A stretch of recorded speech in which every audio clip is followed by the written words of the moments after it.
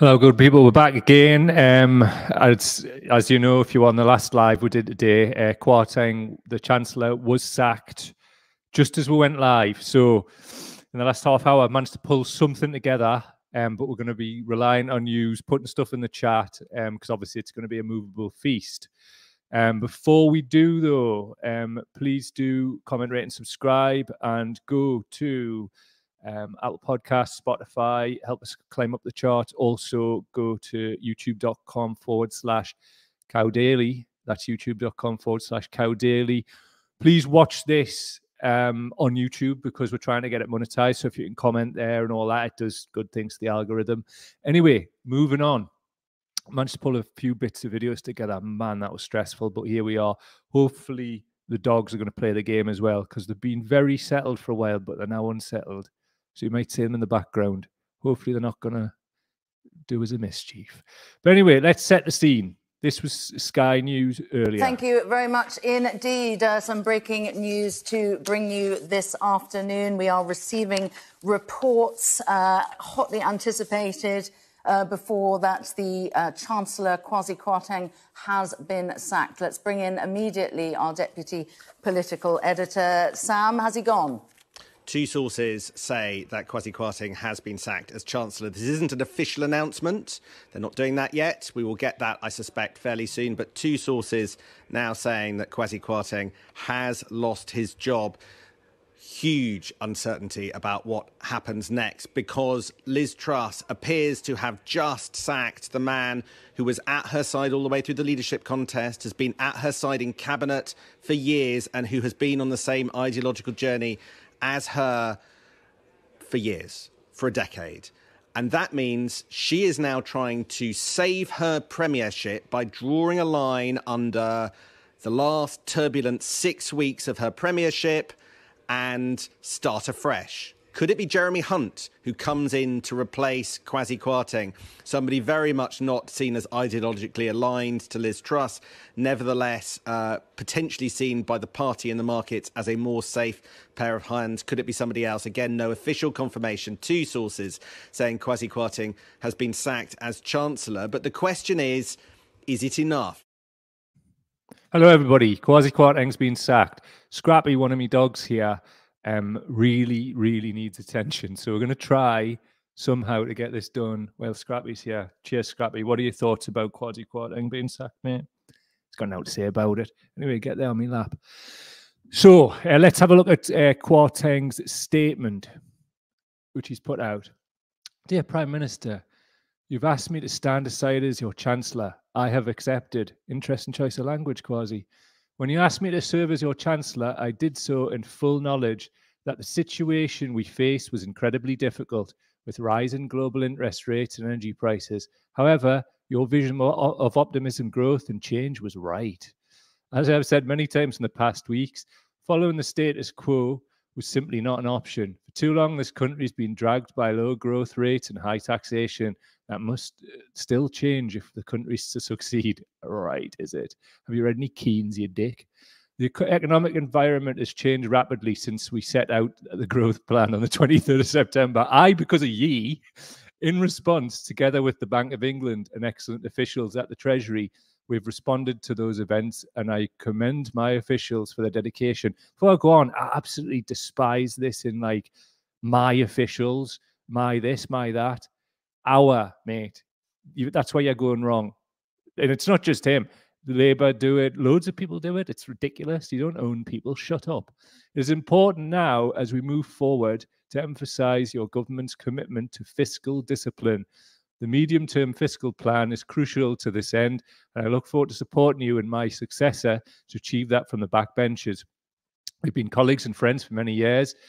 In that time, I've seen your dedication and determination. I believe, oh, fucking shut up, man. You absolutely hate her at this point, but you know, whatever.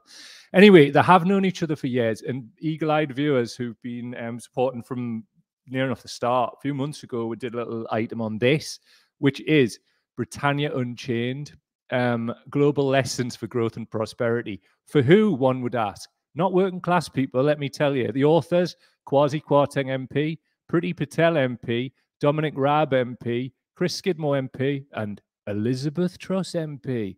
Who are those people? One of the excerpts we pulled up here is the British are amongst the worst idlers in the world. We work among the lowest hours, we retire early, and our productivity is poor. Whereas Indian children aspire to be doctors or businessmen. The British are more interested in football and pop music. Notwithstanding the absolute fucking racism in that. Indian people are a monolith, are they? Every one of them wants to be a doctor or a businessman. Every British person's interested in football and pop music. It shows how absolutely out of touch these briefcase wanker ghouls are. But my point is, with Britannia Unchained, it's a libertarian tract, which is basically what they've tried to do. 2 seconds, I'll put Scrappy down. Scrappy, get down there. You little pest. Imagine trying to like talk about weighty political things with a fucking Bichon Frise slobbering on your face. Never mind, though. So anyway, Britannia Unchained is a libertarian tract. It's been played out now. They're trying to like launch the shit within it now. Also, removing workers' rights, everything like that. You can read it if you want. It's absolutely shit, but these are shit people. These aren't people who are necessarily clever people. They're just fucking well connected to like virtual unlimited resources and power. Guarantee most of the people watching this or listening, you could do a better job than these fucking idiots. Anyway, some comments from the good people. Ryan Bate, doggo, he is. He's a fucking pest, but I love him dearly. Joanne, give Scrappy the job. Scrappy would honestly do a better job than any of them. I swear to God. The kindness in his heart more than makes up for his lack of an economic knowledge. Ryan Bate, his statement was dire like the ramblings of Boris Miz hangover. Indeed. Ian has sent a link I will have a look at in a bit. Right. What else do we have for you here? Some other reaction from around the internet. Jim Pickard shouts to Jim, can't believe the Chancellor did all those tax cuts behind the Prime Minister's back. Indeed. So this is Nicholas Watt, journalist. A group of senior Tories have been holding discussions and have decided the following. The sacking of Kwasi Kwarteng will prompt them to come out publicly next week and call on Liz Truss to resign. My source, these are serious people. The PM will find it difficult to survive. I'm telling you, Johnson's coming back. Watch. And the comedian Joe Lai said, trust Liz. Oh my God, can't believe he was also part of the anti-growth coalition, babe. So right to get rid. So the top bottom of it is, Chancellor's been sacked. And I mean, it must have been a closed loop because this is a government minister just this morning on the TV saying this. Minister and the Chancellor, if there were more changes to the mini budget, there's already been one big reversal. Is Kwasi Kwarteng's position tenable? I think totally. I mean, Kwasi Kwarteng himself said yesterday he's 100% sure he will still be in position. I know the Prime Minister has got total confidence in Kwasi Kwarteng. I've worked very closely with Kwasi. He's an incredibly capable person, a very, very bright person who makes good judgment calls. And I have absolute confidence in Kwasi Kwarteng as Chancellor of the Exchequer. Bin. Get in the bin. That's what we're saying. He's in the bin. Imagine that, being mugged off so badly by your colleagues that you were wheeled out on the morning breakfast round, and then a few hours later, the person whose virtues you are extolling is sacked. Wonderful. But that's the Tories. A few more comments while we're here.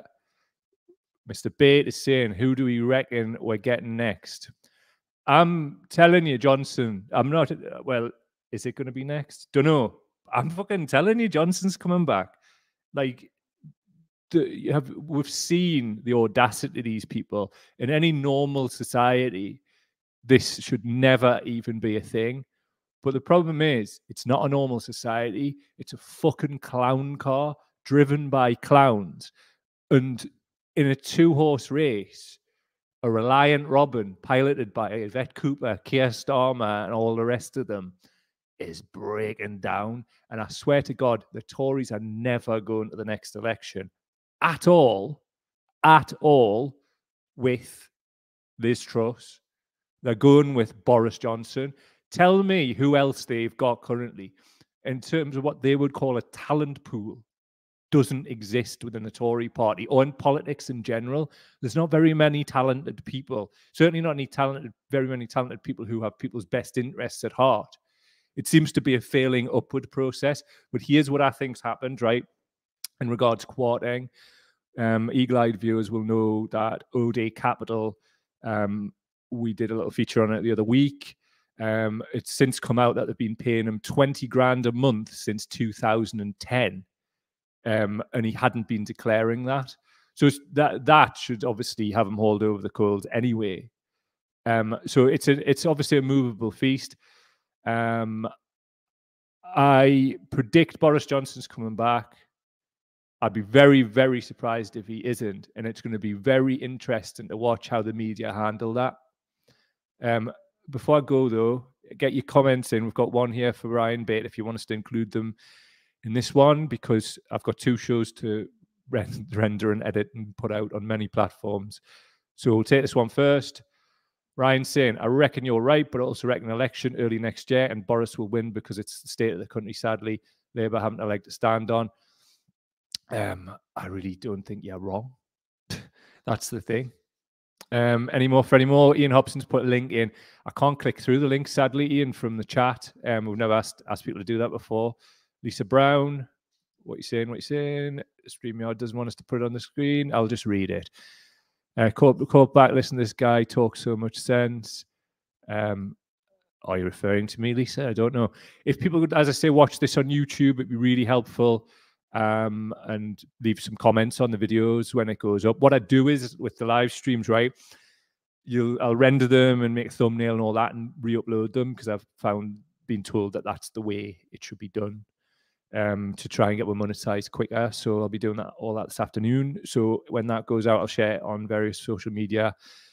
So yeah, if you could support that way, that would be absolutely tremendous. Also, as well, if you want to support our work directly and financially, please go to patreon.com/cowdaily. That's patreon.com/cowdaily.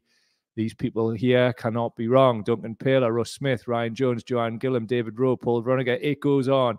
Lovely people. Thanks for your support. I always appreciate it, massively. Lisa Brown, I am. Love that, Lisa. Right back at you.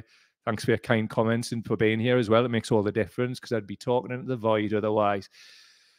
Right, so the Chancellor's been sacked. More arms of the clown car falling off. Maybe it's a door this time. So, mad one. I'll get 2 shows out a day. Please share them with people and all of that good stuff. And we'll just keep growing this thing. Let's see where we can get to in the charts. Got to overturn the CIA by next week. We've nearly done Boris Johnson's podcast, man. Let's go. Love yous, pals. See you later.